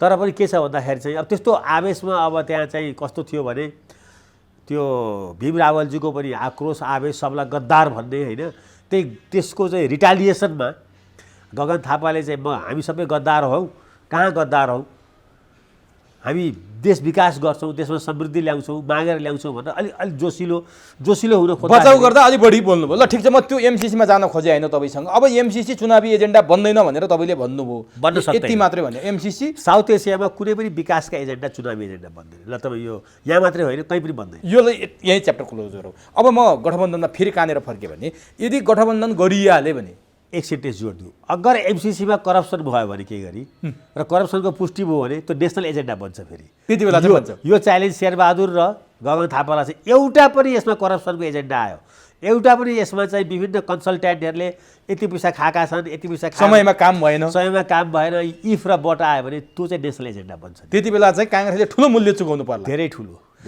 अब गठबन्धनमा म सकाइदिन्छु गठबन्धनको। यदि कथम कदाचित शेरबहादुर देउवाले भने जस्तो भयो र हिजो चितवनमा रेणु दाहाललाई काङ्ग्रेसले मनलाई नलाई भोट हाल्यो नि, जुन गोलाकार हँसिया हतौडाभित्र भोट हाल्ने वातावरण बन्यो। अब पनि फेरि आउने इलेक्सनमा, चाहे त्यो लोकल इलेक्सन होस्, चाहे प्रदेश होस्, चाहे सङ्घ होस्, तिनवटै इलेक्सनमा काङ्ग्रेस त्यसै गरी माओवादीका उम्मेदवारलाई भोट हाल्नुपर्ने अवस्थामा गयो भने काङ्ग्रेसको अवस्था के हुन्छ? होइन, काङ्ग्रेस अब म तपाईँको टेलिभिजन मार्फतबाट म शेरबहादुरजीलाई एउटा सल्लाह पनि दिन्छु। लोकल इलेक्सनमा अहिले गठबन्धनसँग चाहिँ तालमेल भएर सिट छोडियो भने शेरबहादुरजी यो ग्यारेन्टी गर्न सक्नुहुन्छ कि चाहिँ नेसनल इलेक्सनमा कम्युनिस्ट मिल्दैन भनेर? मिल्यो भने के हुन्छ? जस्तो उहाँकै नेतृत्वमा सरकारमा भएको शेरबहादुरजीको पार्टी माओवादी राष्ट्रिय निर्वाचनमा चाहिँ कोसँग मिल्यो? यो भयो नि त 4 वर्ष 5 वर्ष अगाडि। त्यस्तो अहिले हुँदैन भन्ने कुराको के ग्यारेन्टी छ शेरबहादुरजीसँग? अनि काङ्ग्रेसले यतातिर लोकल इलेक्सनमा माओवादीको र चाहिँ उता के अरे समाजवादीलाई छोड्ने, अनि नेसनल इलेक्सनमा सबै कम्युनिस्ट मिलेर सत्तामै बसेर फेरि चुनाव लड्यो भने 74 को जस्तो भयो भने अनि काङ्ग्रेसको हैसियत चाहिँ के हुन्छ? फेरि यतातिर सोध्नु भएको छैन? तपाईँको टेलिभिजन मार्फतबाट भन्छु, हुनेवाला त्यही छ, हुनेवाला त्यो छ। त्यस कारणले गर्दा लोकल इलेक्सनमा हामी आफै प्रतिस्पर्धा गरौँ। लोकल लेभलमा आफ्नो चाहिँ युनिटले मिलाउँछन्, नेसनल लेभलमा अहिले हतार नगर्नु, बस्नुहोस् तपाईँहरूलाई टेस्ट हुनु बाँकी छ भनेर शेरबहादुरजीले भन्नुपर्ने चाहिँ यो हो। तपाईँको टेलिभिजन मार्फतबाट मसँग तपाईँ सल्लाह लिनु न, होइन? आज अहिले यतिखेरै चाहिँ, किनभने यतिखेर माओवादी पार्टी र चाहिँ माओवादी पार्टी खास गरी अहिले टेस्ट हुनु बाँकी नै छ। अस्ति भर्खर शेरबहादुरजीको यही एमसिसीको प्रकरणमा उहाँले ओलीसँग फेरि मिल्ने एउटा निवेदन हालिसक्नु भएको छ र राष्ट्रिय निर्वाचनमा कम्युनिस्टहरू एक ठाउँमा उभिएर मिल्दैनन् भनेर भन्ने कुराको ग्यारेन्टी हामीलाई के चाहिँ प्रचण्ड र चाहिँ शेरबहादुरजीले चाहिँ दिन सक्नुहुन्छ? म भन्छु मिल्छन्, मिलाउँछ चाइनाले। होसियार शेरबहादुरजी आज एमसिसी पास गर्नुको लागि जसरी चाहिँ अब अमेरिका लाग्यो या धम्कायो मिलायो, चाइना चाहिँ सुपर पावर होइन, कम्युनिस्टहरू मिल्यो भनेर धम्काउँदैन। त्यति बेला शेरबहादुर देउबा र काङ्ग्रेसको हालत कोमिन्ताङ हुने अवस्थामा पुग्ने हो, च्याङ्गा सेकको कोमिन्ताङ अवस्थामा पुगाउने हो शेरबहादुरजीले सोच्नु पर्दैन? यसमा गम्भीर भएर यसमा रणनीतिक मिटिङहरू गर्नुपर्छ कि पर्दैन? को हो उहाँको थिङ्क ट्याङ्क? भू राजनीति बिग्रिएको छ, राष्ट्रिय राजनीतिमा काङ्ग्रेस कमजोर छ, काङ्ग्रेसलाई थप डेमोक्रेटिक मुभमेन्ट अहिले आफै यसै पनि च्यालेन्जमा छ संसारभरि। नेपालमा शेरबहादुरजीको नेतृत्वमा काङ्ग्रेस रिभाइभ हुने स्थिति छैन, एउटा टिमवर्क चाहिन्छ। बुलेटमा भनिदिइरहेको मैले यो भनिरहँदाखेरि म किन काङ्ग्रेसको चिन्ता गर्छु, मलाई यो पनि अर्को चिन्ता छ क्या, कि बेकारमा यो काङ्ग्रेसको चिन्ता गरेर मैले पाउनु केही छैन होइन। तर अब काङ्ग्रेसको चिन्ता यस कारण लाग्छ कि चाहिँ अजगर जस्तो मतलब कम्युनिस्ट साइज छ, मलाई काङ्ग्रेसको चिन्तै छैन, काङ्ग्रेस डुबोस् मरोस् भनेर म यस कारणले भन्न सक्दिनँ कि म फ्रिडमलाई इन्जोय गर्छु। नभए कहिलेकाहीँ म आफैदेखि पनि आफैलाई पनि दिक्क लाग्छ काङ्ग्रेसको कति चिन्ता गरिरहेको होला भनेर। किन म काङ्ग्रेसको विकल्प आम आदमी पार्टी जस्तो यहाँ अलिकति चाहिँ भइदिएको भए, अहिले जसरी चाहिँ भनौँ हिन्दुस्तानको राजनीतिमा 70 वर्षको राजनीतिमा आम आदमी पार्टी एउटा यस्तो पार्टी हो जो दिल्लीमा मात्रै जितेन, पन्जाबमा पनि जित्यो। अबको 10 वर्षभित्रमा केन्द्रीय सरकारकै नेतृत्व गर्न थाले। नेपाली काङ्ग्रेसको विकल्प के अरे इन्डियन नेसनल काङ्ग्रेसको विकल्पमा मान्छेहरूले इन्डियन नेसनल काङ्ग्रेसकै, जसले इन्डियालाई स्वतन्त्र बनायो, जो महात्मा गान्धी, सुभाष चन्द्र बोस, इन्दिरा गान्धी, जवाहरलाल नेहरूको पार्टी हो, त्यसको विकल्पमा आज आम आदमी पार्टीलाई हेरिँदैछ होइन, हेरिँदैछ नि। त्यहाँ तपाईँलाई ख्याल गरौँ न, लालू प्रसाद यादवको पार्टी बिहारबाट बाहिर निस्केन, मुलायम सिंह यादवको पार्टी युपीबाट बाहिर निस्केको छैन आजसम्म, ममता ब्यानर्जीको पार्टी निस्किएको छैन, नवीन पटनायकको पार्टी उडिसाबाट बाहिर आएको छैन। यो एउटा यस्तो पहिलो पार्टी हो जो दिल्लीबाट बाहिर निस्केर पन्जाबमा पुग्यो। अब पन्जाबबाट कहाँ पुग्छ? हरियाणा पुग्ला, गोवा पुग्ला। यो के कारण के हो? यो तपाईँले अघि जुन यही हो कारण के हो भने इन्डियन नेसनल काङ्ग्रेसले एलायन्स गरेको कारणले हो। त्यति हो मेन कारण चाहिँ। भनेपछि तपाईँले यसमा नेपाली काङ्ग्रेसले पहिला सुरु एउटा टिम बनाओस्, इन्डियन नेसनल कङ्ग्रेसको र कोमिन्टन पार्टीको पतनको इतिहासको अध्ययन गरोस् र यसको डाइनामिक्सहरू बुझोस् कि अहिले नेपाली काङ्ग्रेस जे गर्दैछ नि, यहाँ गरिरहेको छ यताका 5-7 वर्षदेखि, यही गरेर यिनीहरू पतन भएका हुन्। दुइटै पार्टी, कोमिन्टन पार्टी आज भगवान पार्टी भएर ताइवानमा छ, त्यहाँ पनि चाइनाले चाहिँ दनक दिन खोज्दैछ होइन। त्यसो भए तपाईँले मलाई अब यसलाई ठ्याक्कै भनिदिनुहोस् त, जस्तो अघि जवाहरलाल नेहरू, इन्दिरा गान्धी, महात्मा गान्धीले निर्माण गरेको पार्टी आज सोत्तर हुने अवस्थामा पुग्यो, 2-3 सिट जित्नु पर्यो उत्तर प्रदेशमा भने बिपी कोइराला, गणेशमान सिंह, कृष्णप्रसाद भट्टराई, सुवर्ण शमशेरले निर्माण गरेको नेपाली काङ्ग्रेस पनि त्यही हालतमा नपुग्ला भन्ने त कुनै ग्यारेन्टी देखेन, किन दिशा त उतै छ नि त। होइन, शेरबहादुरजीले मिस्टेकमाथि मिस्टेक धेरै गर्नुहुन्छ के शेरबहादुरजीले।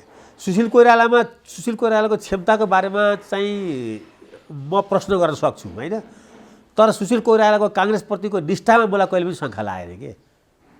तर शेरबहादुरजीको चाहिँ डेमोक्रेटिक मुभमेन्टमा यत्रो लगानी छ, तर उहाँको त काङ्ग्रेसप्रतिको निष्ठा होइन, क्षमतामा त कुरै भएन, संवादमा कुरै भएन। त्यस्तो सबै अभाव भएको मानिससँग एउटा यो मुलुकको डेमोक्रेटिक मुभमेन्टलाई कसरी जोगाउने, नेपाली काङ्ग्रेसलाई कसरी जोगाउने होइन, एलायन्सहरू गर्दाखेरि हामी कहाँ तल पर्छौँ, कम्युनिस्टहरूले भोलि कहाँ कसरी बेनिफिट लिन सक्छन्, यी यावत कुराहरूको चाहिँ होइन मेटेरियल, र मेटेरियल होइन, फिनिस मेटेरियल चाहिन्छ कि चाहिँदैन। तपाईँ शेरबहादुर देउवाप्रति यो अलि बढी आक्रोश पोख्ने हो कि खासमा यो मैले अघि भने क्रिटिसाइज मात्रै हो त? मलाई होइन, म छैन, फेरि व्यक्तिगत रूपमा मलाई मनपर्छ, व्यक्तिगत रूपमा मनपर्छ। मेरो यो आक्रोश के हो भने अब नलिँदा पनि हुन्छ, कम्युनिस्टै आएको एउटा फुल फ्लेज वान पार्टी सिस्टममा आउँदाखेरि पनि मलाई हेर्नलाई केही आपत्ति छैन। तर मलाई थाहा छ क्या, मलाई के थाहा छ भन्दाखेरि चाहिँ बिस्तारै चाहिँ कोही शेरबहादुरजीको कारणले यो मुलुक चाहिँ पुरा कम्युनिस्टमय भएर वान पार्टी सिस्टममा जाने हो कि ब्याक्ड बाई चाइना, जस्तो चाइनामा छ वान पार्टी सिस्टम छ होइन, त्यहाँ डेमोक्रेसी छैन। त्यो तपाईँलाई डर हो? मलाई चाहिँ काङ्ग्रेस सिद्धिन्छ भन्ने डर छैन। शेरबहादुरजीलाई म यस कारणले चाहिँ के छ भने अहिले सतर्क चाहिँ गराइरहन्छु कि चाहिँ तपाईँको कारणले मेरो स्वतन्त्रता चाहिँ कम्युनिस्टहरूले हरण नगरून् भन्ने छ। अब म तपाईँलाई एउटा स्मरण जस्तो गराउँछु, किनभने समाजमा चर्चा चल्छ हो या होइन। बौद्धल आउनुभन्दा अगाडि पञ्चायतको अन्तिम चरणमा पञ्चायत प्रवेश गर्न खोज्दा शेरबहादुर देउवालाई त्यति बेलाका कार्यवाहक सभापति कृष्णप्रसाद भट्टराईले बेलायत पढ्न पठाउनु भयो भनेर चर्चा चल्छ। 58 सालमा काङ्ग्रेस फुट्यो, शेरबहादुर देउवाले चाहिँ नि प्रजातन्त्र लगेर किस्तीमा राखेर दरबार बुझाउन खोजे, त्यसकारण काङ्ग्रेस फुट्नै पर्ने बाध्यता भयो, काङ्ग्रेस जोगाउनलाई, देश जोगाउनलाई पनि भनेर शेरबहादुरमाथि लाग्ने यी दुईटा आरोप छन्। शेरबहादुरले स्वार्थका लागि, आफ्नो व्यक्तिगत स्वार्थका लागि काङ्ग्रेसलाई तिलाञ्जली दिन पनि पछि पर्दैनन्, यी दुईटा उदाहरण हुन् भनेर आरोप लाग्छ क्या उनीमाथि। यो कुरा सत्य हो? त्यो आरोप उहाँमाथि छ। यो दुईटै कुरा सत्य हुन्? होइन, सत्य होइन, म उहाँको इन्टेन्सन म जान्न, तर के छ भन्दाखेरि चाहिँ अब यो दुईवटा उहाँले चाहिँ यो गम्भीर आरोप उहाँको जीवनमा लाग्यो। के लाग्यो भने उहाँ चाहिँ अलिकति अब उहाँसँग दिनरात चाहिँ साथीभाइ सङ्गत गर्ने विपिन कोइराला, शिवबहादुर खड्गाहरूले जब चाहिँ पञ्चायत स्वीकारे, फेरि यस्तो छ क्या, अब नस्वीकारेकोलाई चाहिँ अब त्यस्तै शेरबहादुर पनि हुन्थे भनेर भन्नु त्यो अब त्यति धेरै उहाँप्रतिको न्याय होइन। त्यो कुरा म भन्न चाहन्न, त्यो होइन। तर 36 सालको जन्मसङ्ग्रहपछि जब नयाँ संविधान आयो र 39-40 सालतिर चाहिँ चुनाव हुँदै थियो, त्यसमा धेरै काङ्ग्रेस साथीहरू चाहिँ छोडेर पञ्चायतमा गए। त्यो आरोप गिरिजाप्रसाद कोइरालालाई पनि लागेको थियो। फेरि म चाहिँ त्यो पनि भनिदिउँ, त्यो आरोप चाहिँ गणेशमानजीहरूले चाहिँ गिरिजाप्रसाद कोइरालालाई पनि के आरोप लाउनुहुन्थ्यो भने यो अर्धपञ्च हो भन्ने यस्तो भन्नुहुन्थ्यो। उहाँहरूलाई मात्रै होइन, हामीलाई पनि हाम्रै साथीहरूले नेविसँग राजनीति गर्दाखेरि यिनीहरू पञ्चायत पस्ने हुन् भनेर हामीलाई आरोप लाउँथे, जो अहिले त्यतिखेर एकदम क्रान्तिकारी थिए होइन। त्यस कारणले काङ्ग्रेसभित्र यो धार थियो। शेरबहादुरजी कुन धारमा हुनुहुन्थ्यो त्यो म भन्न सक्दिनँ, तर काङ्ग्रेसभित्र 36 सालको जन्मसङ्ग्रहपछि बिपीले केही कन्डिसन राख्नुभएको थियो। यो 5वटा कन्डिसन चाहिँ यो सुधार भएमा चुनावमा भाग लिन सकिन्छ भनेर होइन। म त्यतिखेर एक्टिभिस्ट थिएँ काङ्ग्रेसभित्र या नेवी सङ्घभित्र। तर अब शेरबहादुरजीलाई त्यो एउटा सङ्ख्याको लाभ के दिन सकिन्छ भने उहाँ कहिले पनि पञ्चायत स्वीकार्नु भएन र उहाँको सङ्घर्षमय इतिहास राम्रो छ। तर अर्को सत्य के हो भन्दाखेरि चाहिँ उहाँले राजा त बुझाएकै हो, यहाँनिर चाहिँ मेरो म जस्तो मान्छेको लागि चाहिँ उहाँ सधैँ चाहिँ डेमोक्रेसीको संरक्षक हुन सक्नुहुन्छ र भन्ने प्रश्न चाहिँ मलाई उठिरहन्छ। उहाँ स्थिर होइन। होइन, उहाँले यस्तो छ, उहाँको इन्टेन्सन चाहिँ गलत नहोला, तर उहाँको काम गर्ने शैली चाहिँ के छ भने एकदमै सम्झौतावादी छ क्या। त्यो सम्झौता गर्दा गर्दै त्यो राजासँग पनि त्यो सम्झौता गरेर लगेर चाहिँ संसद विघटन गरेर सत्य बुझाइदिनु भयो होइन। तर अब कम्युनिस्टहरूलाई बुझाइदिनुहुन्छ कि भन्ने डर पो तपाईँलाई कता कता पाएँ त म यो कुरा। बुझाउँदै हुनुहुन्छ नि, त्यो प्रक्रियामा अगाडि बढ्दै हुनुहुन्छ नि।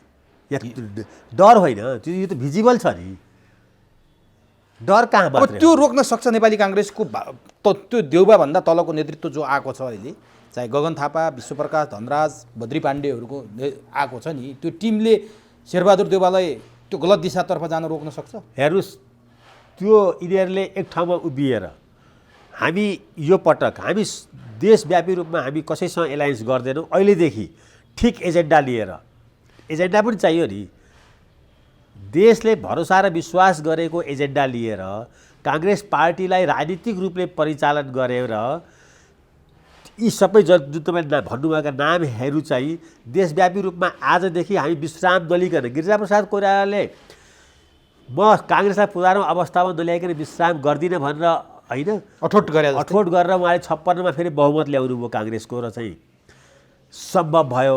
त्यो झन्डै 75 वर्ष पुगेको चाहिँ गिरिजाप्रसाद कोइरालाले, यी जो आफूलाई युवा नेता भन्छन्, अहिले ऊर्जावान छन्, अहिलेको आइटी पनि जान्दछन्, यिनीहरूले अहिले 5 जनाले बसेर शेरबहादुरजी तपाईँ ढुक्क हुनुहोस्, एलायन्स गर्नु पर्दैन, हामी काङ्ग्रेसलाई बहुमतमा ल्याउँछौँ र काङ्ग्रेस लार्जेस्ट पार्टी हुन्छ, केही नभए पनि एलायन्स चाहिँ नगर्नुहोस् भनेर त्यो भरोसा र त्यो विश्वास चाहिँ पहिला चाहिँ कमान्डरलाई दिनु पऱ्यो। सैन्यरी कमान्डर भए पनि अब कर्ण भएको भए कमान्डर होइन, या अर्जुन भएको भए त उनले यिनीहरूलाई लिएर हिँड्थे। अवस्था के छ भन्दाखेरि चाहिँ काङ्ग्रेसको कमान्डर चाहिँ शैल्य छन् होइन। अब यिनीहरूले के गर्नु पर्यो भने उनलाई यी शैल्यलाई चाहिँ कर्ण बनाउनु पर्यो। त्यो उहाँहरूले चाहिँ ठुलै सङ्घर्ष गर्नु र मलाई के लाग्छ भने वातावरण त्यो छ, त्यतातिर चाहिँ काङ्ग्रेसले अहिले एउटा चाहिँ अत्यन्तै ठुलो राष्ट्रिय अवसर के पाएको छ भने गुमेको सपोर्ट बेसलाई फेरि ल्याउने, मधेसमा जाने। अहिले भनौँ न, अहिले काङ्ग्रेसमा क्रेज छ क्या काङ्ग्रेसमा आउने, किनभने कम्युनिस्ट फुटेको छन्। तर केपी ओलीको पार्टीको प्रवेशको लहर हेर्दा त काङ्ग्रेसभन्दा त त्यता पो देखिन्छ त लहर। अब काङ्ग्रेसले प्रयत्नै नगर्दाखेरि चाहिँ अब वीरगञ्जकै मेयर काङ्ग्रेसमा आउन चाहना राख्दै काङ्ग्रेसले प्रयत्न गरेन, विवादले। म अस्ति विराटनगर रङ्गेलीमै थिएँ, रङ्गेलीको मेयर माओवादीबाट जितेको, उसको पृष्ठभूमि नेपाली काङ्ग्रेसको होइन, त्यहाँ 3-4 हजार मान्छेको चाहिँ एमालेमा प्रवेश भयो, मेयरसहित केही वडाध्यक्षसहित, त्यो पनि काङ्ग्रेसले जितेको ठाउँमा जहाँ वीरेन्द्र रिजालले जितेका थिए। अनि किन सम्भव कसैले चाहिँ त्यो सबै कुरा त्यो रोक्ने प्रयत्न पनि गरेको मैले देखिरहेको थिएँ। वीरगञ्जमा त्यस्तै भएछ, काङ्ग्रेसमा आउन चाहँदै काङ्ग्रेसले इन्ट्री गर्न दिएन, अनि त्यसपछि उनी एमालेमा गए। अब यो कुरो फेरि तपाईँकै टेलिभिजन मार्फतबाट भनौँ, अहिले काङ्ग्रेसलाई कम्युनिस्टहरूसँग एलायन्स गर्ने कि नगर्ने भन्दा पनि तराईमा काङ्ग्रेसको जनाधार चाहिँ जुन गुमेको छ त्यसलाई फर्काउनको लागि चाहिँ स्पेसल प्रयत्न गर्नुपर्छ। स्पेसल सबैले, विमलेन्द्र दिदीले, शेरबहादुरले, गगन थापा, शेखर कोइराला सबैले। र अहिले नगर्ने हो भने काङ्ग्रेस चाहिँ तराईमा फेरि फर्किँदैन। जसरी चाहिँ रङ्गेलीको मेयर चाहिँ माओवादी छोडेर एमालेमा गयो, जसरी चाहिँ के छ भन्दाखेरि चाहिँ वीरगञ्जको मेयरै हो ऊ चाहिँ के छ भन्दाखेरि चाहिँ एमालेमा गयो। एमालेमा किन गइरहेछन् कम्युनिस्टहरू या तराईका चाहिँ यी नेताहरू, त्यसको बारेमा कुनै दिन डिबेट भएको छ? जब ओलीलाई तराई विरोधी, मधेस विरोधी भनेर होइन प्रवेश निषेधै थियो नि, यो किन भइरहेछ यो? होइन, कमसेकम यस विषयमा, किनभने काङ्ग्रेस पार्टी चाहिँ के छ भन्दाखेरि त्यो पिपुलसँग कनेक्टै हुन सकिरहेको छैन। जो पब्लिकमा चाहिँ डेलिभरी गरिरहेका छन्, जो पब्लिकमा कनेक्ट छन्, त्यो पर्सनालिटीहरूसँग कनेक्ट भएको छैन। जो सङ्गठनमा बसेर पब्लिकसँग कनेक्ट भएको मान्छेहरूलाई चाहिँ काङ्ग्रेसमा आउन रोकिरहेका छन्, रोक्छन् तिनीहरूले। त्यो आयो भने मेरो भाग खाइदिन्छ भन्ने छ। तर त्यो आउँदाखेरि काङ्ग्रेसको जनाधार बलियो हुन्छ, उसलाई ल्याउनुपर्छ भन्नको लागि काङ्ग्रेसमा चाहिँ आउने मान्छेलाई रोक्ने, पब्लिकलाई पनि रोक्ने, जो पिपुल काङ्ग्रेसमा आउन चाहन्छ, उसलाई भरोसा लाग्छ यो राममाथि, रामको नेतृत्वमा चाहिँ काङ्ग्रेसमा जाउँ भनेर भन्दाखेरि त्यहाँ रोक्नको लागि काङ्ग्रेसमा देशव्यापी रूपमा एउटा चाहिँ सङ्गठन तयार भइहाल्छ। आफूले आफ्नो ठाउँ गुम्छ भनेर आफूले जनतासँग कनेक्ट छैन, आफू उठे हार्छन्, हारेको रेकर्ड छ होइन। तर चाहिँ पब्लिकमा पपुलर मान्छेलाई, डेमोक्रेसी भनेको त पार्टी भनेको त पब्लिकसँग कनेक्ट भएको मान्छेलाई पार्टीमा ल्याउने हो नि। किन आफ्नो खाल्डो आफै खन्दैछ त काङ्ग्रेस? आउने चुनावमा त तिनै मान्छे चाहिने होला, भोट त त्यहीँबाट पाउने अब होला। यस्तो भयो नि एकदमै चाहिँ ब्युरोक्रेटिक र एकदम चाहिँ त्यो टेक्निकली चाहिँ शेरबहादुर देउपालाई यस्तै काङ्ग्रेसीहरूले सभापति बनाएछन्। त्यसकारण यो नतिजा आयो। त्यसकारणले त्यसको बन्धक चाहिँ शेरबहादुरजी हुनु। तर शेखर कोइरालाको पनि पहिला जस्तो दौडधुप त देखिएन। उहाँ विराटनगरमा सङ्कुचित भएर बसिरहनु भएको छ। पहिला त उहाँ जिल्ला जिल्ला दौडिनुहुन्थ्यो। अब सम्पूर्ण कुरा चाहिँ युवाहरूले छोडिदिनु भयो अथवा शेरबहादुर देउपासँग नसक्नु भयो। होइन, उहाँ दौडिनु पनि रहनुभएको छ, मैले यस विश्वमा पनि देखेँ। तर अब जस्तो उहाँको सक्रियताको खोजी अब सायद काङ्ग्रेस पार्टीभित्र जरुरी छ, किनभने अब त उहाँ 40-41% काङ्ग्रेस कार्यकर्ताहरूले उहाँलाई आफ्नो नेता ठाने होइन। उहाँले दिनरात चाहिँ उहाँलाई चाहिँ अब खोज्छन्, उहाँसँग सम्पर्क गर्न खोज्छन्। त्यसलाई उहाँले चाहिँ अब मलाई लाग्छ चुनावको थकाइ मेटेपछि, चुनावबाट थाक्नु पनि भएको थियो होला, मेटेपछि मलाई थाहा छैन, मसँग भेट भएको छैन अहिले यता के। उहाँ कुनै तयारीमै हुनुहुन्छ? मलाई लाग्छ चुनावमा अब देशव्यापी भ्रमण गर्ने सन्दर्भमा मेरो 2-4 पल्ट उहाँसँग कुरा भएको अलि अगाडि नै। अब जस्तो यो गठबन्धनमा यहाँनिर कहाँनिर विश्राम दिन्छु यो क्वेसनमा भने काङ्ग्रेसभित्र गगन थापादेखि धनराज गुरुङहरू गठबन्धनको विपक्षमा, नेतृत्व त शेखर कोइरालाले नै गर्नुभएको छ। विपक्षमा देखिँदा झलनाथ खनालको एउटा भाषण चाहिँ सार्वजनिक भएको छ क्या अहिले। सबभन्दा पहिला काङ्ग्रेसले बोरामा पैसा बोकेर आएर मलाई हराउन एउटा बैठकै बसेछ भनेर उहाँले गगन थापाप्रति नै इङ्गित गर्नुभएको छ। उनीहरू गठबन्धन नगर्दा 115 सिटको हिसाब गरेछन्, गठबन्धन गर्दा 70 सिटको हिसाब गरेछन्। सबभन्दा पहिला काङ्ग्रेस बोरामा पैसा बोकेर मलाई हराउन इलाम जाँदैछ भन्ने सूचना मैले पाएको छु। झलनाथ खनाल एकातिर यो बोलिरहनु भएको छ। उहाँले एमालेलाई पनि सङ्केत गर्नुभएको छ, एमाले र काङ्ग्रेस भनेका पैसा बोकेर चुनाव हराउने, यिनीहरूको चरित्रै त्यस्तै हो, हामीसँग त कहाँ पैसा छ र भनेपछि के काङ्ग्रेस झलनाथ खनाललाई हराउन बोरामा पैसा बोकेर इलाम जाने हो अथवा उहाँले बिम्बको रूपमा देशैभरि काङ्ग्रेस पैसा खर्च गरेर चुनाव जित्दैछ भन्न खोज्नु भएको छ? के साँचो हो यो? होइन, अनि तपाईँले फेरि यही बेला नोटबन्दीको पनि चर्चा चलाउनु भएको छ। त्यो नोटबन्दीमा त म आउँछु, पैसालाई निषेध गर्नुपर्छ भनेर तपाईँले गर्नुभएको छ। काहीँ कतै यो जोडिया छ कि भनेर मैले तपाईँसँग यो प्रश्न। अब त्यो चाहिँ मलाई थाहा छैन होइन, त्यो जोडिएको छ कि छैन भनेर। किन भन्नुभयो त उहाँले बोरामा पैसा बोक्ने कुरा? होइन, अब प्रधानमन्त्री भइसके मान्छे अनि गरेकोलाई थाहा हुन्छ नि। जसले त्यो अभ्यासबाट गुज्रेको छ, बोरामा पैसा राखेर गएर चुनाव जितेको छ, त्यसलाई थाहा हुन्छ कि। मिटिङै बसेर काङ्ग्रेसका नेता काङ्ग्रेस त्यस्तो चतुर र त्यस्तो अर्गनाइज पार्टी हो जस्तो मलाई लाग्दैन। उहाँले त देख्नु, उहाँले चाहिँ अब उहाँले काङ्ग्रेसलाई अलिक माथि नै राखिदिनु भयो होइन। अब म पनि काङ्ग्रेसको त्यो गिरिजाप्रसाद कोइरालाहरू, सुशील राई हुँदा त कोर मिटिङमै बस्ने मान्छे हो। काङ्ग्रेसले चाहिँ त्यस्तो किसिमको चाहिँ राजनीति गरेको पनि मलाई थाहा छैन, तर कम्युनिस्टले उहाँले भन्नुभएको हो भने उहाँले आफ्नो अभ्यास चाहिँ, अनुभव चाहिँ बाँड्नुभएको हो। काङ्ग्रेसलाई आफ्नै उम्मेदवार जिताउनलाई धनसर हुन्छ। काङ्ग्रेसले झलनाथजीलाई हराउनको लागि काङ्ग्रेस यहाँबाट जाला भनेर उहाँले काङ्ग्रेसलाई चाहिँ अलिक उच्च मूल्याङ्कन गर्नुभयो। काङ्ग्रेस रणनीतिक रूपमा त्यो क्षमता राख्ने पार्टी नै होइन। काङ्ग्रेसलाई उहाँले चिन्नुभएकै छैन, काङ्ग्रेससँग त्यो क्षमतै छैन। काङ्ग्रेसको चाहिँ एमालेलाई पनि लाउनुभयो उहाँले दोष। हिजो त एमाले आफै हुनुहुन्थ्यो होइन, उहाँ त्यसै कारणले उहाँ सर्पले सर्पखुट्टा देख्छ भने जस्तो हो उहाँलाई। काङ्ग्रेसले आफ्नै उम्मेदवारलाई पनि टिकट दिइसकेपछि बेबारिसे छोड्ने पार्टी हो। काङ्ग्रेसले टिकट दिन्छ होइन, काङ्ग्रेसको नेताहरूले अनि 1 लाख कि 2 लाख रुपियाँ दिन्छन् त्यो टिकट सँगसँगै। त्यसपछि त्यो उम्मेदवारको फोन आयो भने नेताले फोनै उठाउँदैन। मैले पनि दुई चारवटा चुनावको सम्पूर्ण प्याकेजमा काम गरेको हुँ होइन। त्यस कारणले झलनाथजी ढुक्क भए हुन्छ। ओलीजीले के गर्छन्, उहाँलाई हराउनलाई त उहाँले जिम्मा लिनु। तर केपी ओलीको अर्को चिन्ता छ क्या, फेरि मतपत्र हरियो भयो रे, त्यो सिम्बोलिक रूपमा काङ्ग्रेसले जिताउनलाई हरियो बनाइयो, अहिलेसम्म हरियो हुन्थेन, यो मतपत्र मान्ने छैन, यो रुखको बिम्बको रूपमा चाहिँ मतपत्र हरियो बनायो भनेर उहाँले फेरि उपद्रव मचाउनु भएको छ। होइन, अब राष्ट्रिय निर्वाचनमा जाँदाखेरि त राष्ट्रिय पार्टीहरूलाई सोधेर निर्वाचन आयोगले यो के गर्ने, कस्तो गर्ने, यसमा यसो गर्दा यसो हुन्छ भनेर सोधेको होला, सोध्नुपर्छ। त्यो हो भने निर्वाचन आयोगले पनि गल्ती हो हरियो मतपत्र। अब गल्ती त म भन्दिनँ कि अब विवाद त हो नि, तर काङ्ग्रेसले त भनिसक्यो त देशभरका रुखहरू हेर्नै नहुने भयो, सागपात खानै नहुने भयो, रुख सबै काटेर फालिदिउँ। काङ्ग्रेसका प्रवक्ताले होइन त्यो ठिक छ, त्यो कुरा पनि आफ्नो ठाउँमा ठिकै हो। त्यो अब हरियो गर्नुपर्ने कारण चाहिँ छ कि त्यहाँ साइन्टिफिक कारण छ कि तपाईँले भोट हाल्न जाँदा त्यो चाँडै रिफ्लेक्ट हुन्छ कि? तर मान्ने हुँदैन यो मतपत्र भनिदिनु सक्नुभयो केपी ओलीले।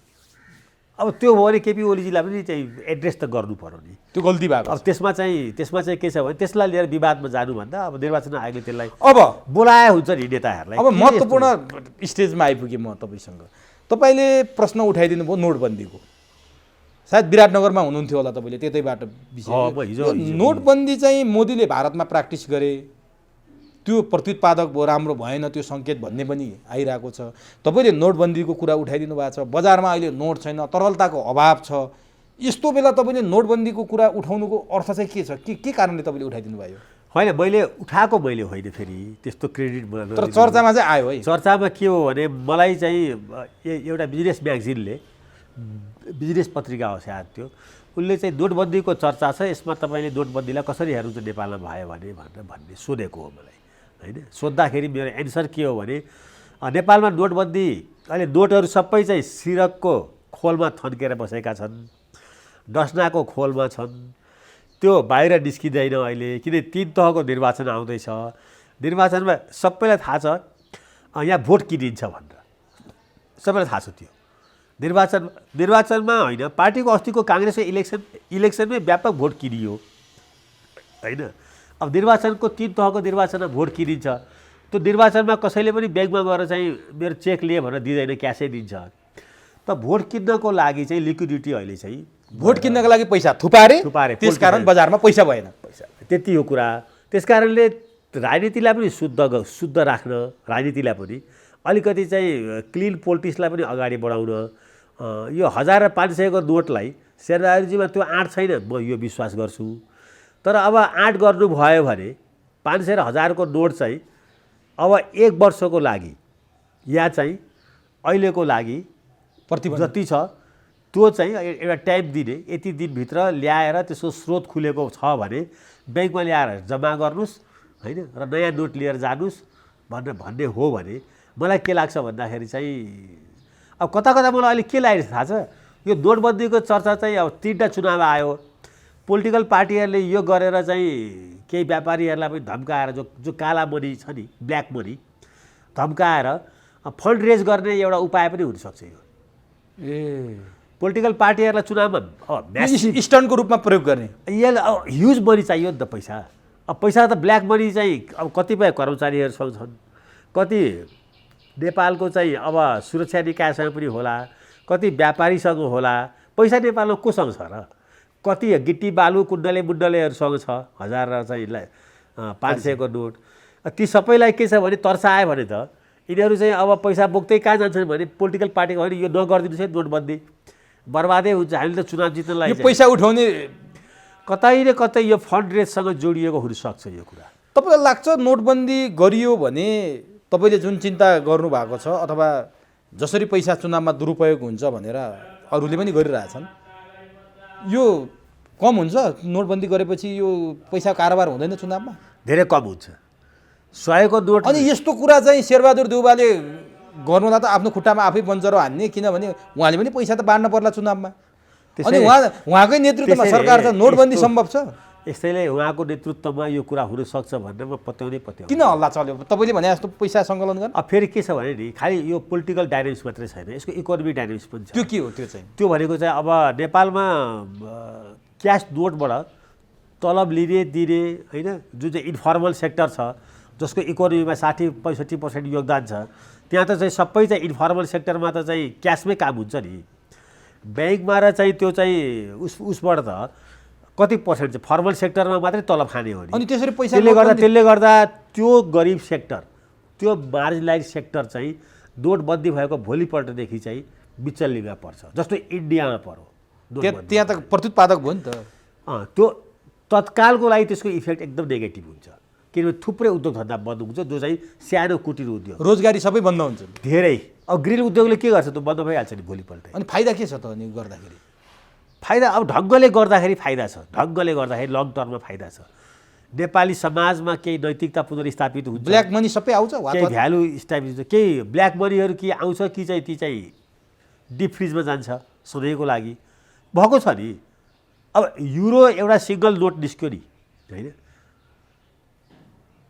जर्मन मार्क पनि गयो, फ्रेन्च फ्र्याङ्क पनि गयो, आखिरमा नभएको होइन नि। त्यत्रो कन्टिनेन्टली नि झन्डै एउटै चाहिँ करेन्सी क्रिएट गर्न सक्यो भने होइन। नेपालमा पनि के छ भन्दाखेरि नोटबन्दी गरेर अहिलेसम्म भएका फेक करेन्सीहरूलाई चाहिँ या चाहिँ यी चाहिँ ब्ल्याक मनीहरूलाई चाहिँ सुताइदिने होइन। तर त्यसको लागि त दरिलो नेतृत्व, दरिलो सरकार चाहियो नि। त्यसको लागि चाहिँ जनार्दन शर्मा या चाहिँ अहिलेको चाहिँ नेपालको राष्ट्र ब्याङ्कको चाहिँ क्यापेसिटी, अर्थ मन्त्रालयको क्यापेसिटी, शेरबहादुर देउपाको लिडरसिप, इच्छा शक्ति, त्यसको लागि चाहिँ त्यसको लागि पहिला सुरु गर्नुपर्ने पूर्व तयारी, इन्फर्मल सेक्टरमा भएका मान्छे, लेबर, त्यहाँ भएका साना साना कुटीर उद्योगदेखि लिएर यी सबैलाई कसरी एड्रेस गर्ने, त्यहाँ एटिएम छैन कसरी त्यहाँ साट्ने, तिनीहरूको सेक्योर गरेपछि तिनीहरूको त्यो सबै तयारी गर्दा लिकेज हुन्छ। फेरि त्यसको सबभन्दा ठुलो फाइदा के हुन्छ भने यो ब्ल्याक मनीले तुरुन्तै त्यसलाई व्हाइट मनी बनाइदिन्छ। त्यस कारणले यो गर्दाखेरि गरिने पूर्व तयारी चाहिँ फेरि लिक हुनु हुँदैन। यस्तो डिबेट भएर चाहिँ यो कुरो आउने छ इन्डियामा, यो डिबेट भएर अब त यो सम्भवै छैन। यो सार्वजनिक भइसक्यो, कतिले पैसा लुकाइसके या अब चाहिँ पोलिटिकल पार्टीका नेताहरूको घर घरमा चाहिँ पुर्याइसक्यो, गएर चाहिँ दान दक्षिणा दिइसके। यो मतलब त्यसैको लागि आएको हो कि जस्तो मलाई। यो कतिपयले अन्तिममा म तपाईँलाई सोधेँ, कतिपयले एमसिसीलाई जसरी चित्रित गरिएको छ यसको नकारात्मक भाव, अब पैसा छैन, लिक्विडिटी अभाव छ, तरलता नभएपछि, पैसाको कारोबार नभएपछि सम्पूर्ण कुरा ठप्प छ, त्यसकारण वैदेशिक सहायता जरुरी छ, एमसिसी ल्याउनुपर्छ भन्ने प्रपञ्च रत्नलाई गरिएको नाटक पनि भनिरहेको छ। तपाईँलाई लाग्छ कार्यान्वयनका लागि? त्यस्तो त मलाई लाग्दैन। तर के हो भने त्यो हो, जस्तो ब्यालेन्स अफ चाहिँ पेमेन्ट अहिले अनफेभरेबल छ नेपालको, भुक्तान असन्तुलित छ नेपालमा चाहिँ। अब यो पहिलोपल्ट हो, एकदम ठुलो घाटामा छ। त्यसको लागि चाहिँ के छ भने कि रेमिटेन्स आउनु पऱ्यो, कि फरेन एड आउनु पऱ्यो होइन, कि ग्रान्ट आउनु पऱ्यो, त मात्रै चाहिँ नेपालको अब तपाईँको आम्दानीभन्दा खर्च धेरै हुन थाल्यो भने त त्यसलाई चाहिँ ब्यालेन्स गर्नको लागि त कि अरूले तपाईँसँग पैसा छैन भने तपाईँले मसँग मागेर पनि काम चलाउनुहुन्छ होइन। त्यस्तै अब नेपालको पनि के छ भने ब्यालेन्स अफ पेमेन्ट पनि चाहिँ अहिले चाहिँ नेगेटिभ भइरहेको छ, जो लामो समय यो थिएन। अब त्यसलाई चाहिँ रिफिलिङ गर्नको लागि या त्यसलाई चाहिँ अर्डरमा ल्याउनको लागि त अब केही न केही पोलिसीहरू गर्नु पर्यो होइन। त्यसलाई मोनिटरी पोलिसीले मात्रै हुँदैन, फिस्कल पोलिसी पनि चाहिन्छ होइन। जस्तो अब सरकारले के गर्यो भने ब्याज बढाइदियो, राष्ट्र ब्याङ्कले पैसा चाहिँ आउँछ कि खातामा भनेर होइन, कमर्सियल ब्याङ्कहरूमा पैसा जम्मा हुन्छ कि भनेर बढायो, त्यतिले पुगेन। अहिले 11% ब्याज खुकुलो गरिदियो इएफडीमा होइन, डिपोजिटको लागि। त त्यो मोनिटरी पोलिसीले मात्रै काम गरेन, अब फिस्कल पोलिसीबाट पनि केही मेजर्सहरू लिनुपर्ने भयो। त त्यसमध्ये एउटा उपाय के हो भने अब एमसिसी 65 अरब आउने भयो, 55 अरब होइन। त्यसले पनि के छ भने केही न केही लिक्विडिटीलाई चाहिँ चलखेल गर्छ पनि, फेरि त्यो नगर्ने पनि होइन। त्यो सँगसँगै के छ भने एमसिसी आउने सँगसँगै वर्ल्ड ब्याङ्कको अर्को लोन पनि आउँछ, जाइकाको पनि अर्को आउला, अनि त्यसले गर्छ। अब रेमिटेन्स चाहिँ घट्दैछ होइन। रेमिटेन्स किन घट्दैछ? जाने मान्छे बढ्दैछन्, त्यहाँ कमाइ पनि बढ्दैछ, रेमिटेन्स घट्दैछ। त्यसको पछाडि चाहिँ हाम्रो चाहिँ कहीँ ब्याङ्किङ पोलिसीहरू किन फेल खाइरहेका छन्? मैले अहिले चाहिँ आफैले पनि जानकारी दिएको थिएँ केही साथीहरूलाई, नेपालबाट ठुलो सङ्ख्यामा रेमिटेन्सको पैसा इन्डियाको स्टेट ब्याङ्क अफ इन्डियामा चाहिँ डिपोजिट हुन्छ, ठिक पारिपट्टि होल बोर्डर लाइनमा। किनभने यहाँ इन्डियन करेन्सी नै पाइँदैन इजिली। अनि जनकपुरको मान्छेले के गर्छ भने कतारबाट आउँछ, जनकपुर जान्छ, जनकपुरबाट उसको मार्केट त कहाँ हो भने चाहिँ उता पारिपट्टि हो, जयनगरपट्टि हो। आफ्नो ब्याङ्कमा त्यहाँ पैसा जम्मा भएको हुन्छ, त्यहाँ भारू पाउँछ, त्यहाँ मार्केट गर्छ, त्यहाँ किन सस्तो छ, त्यहाँ तेल नुन लुगा लत्ता कपडा केटाकेटीलाई किन्छ, पैसा पनि ती जम्मा हुन्छ। त्यस कारणले रेमिटेन्स घटेको एउटा प्रमुख कारण हो। मैले नीति निर्माणमा बस्ने मानिसहरूलाई चाहिँ यो कुरो भनेको थिएँ। अब यो कहिलेसम्म चिन्ताजनक अवस्था त तरलता अभावमा? यो चुनाव आएपछि तरलता आइहाल्छ। पहिला पनि हुन्थ्यो यस्तो? सिराक दर्शनका पछि यो होइन, हेरे हुन्छ, ट्र्याक रेकर्ड यस्तै छ। भनेपछि यो कृत्रिम हो? यो कृत्रिम हो। हस्, समय दिनुभयो। राजनीति मात्रै होइन, अर्थशास्त्रको बारेमा पनि जानकारी गराइदिनु भयो, यसका लागि तपाईँलाई हार्दिक धन्यवाद।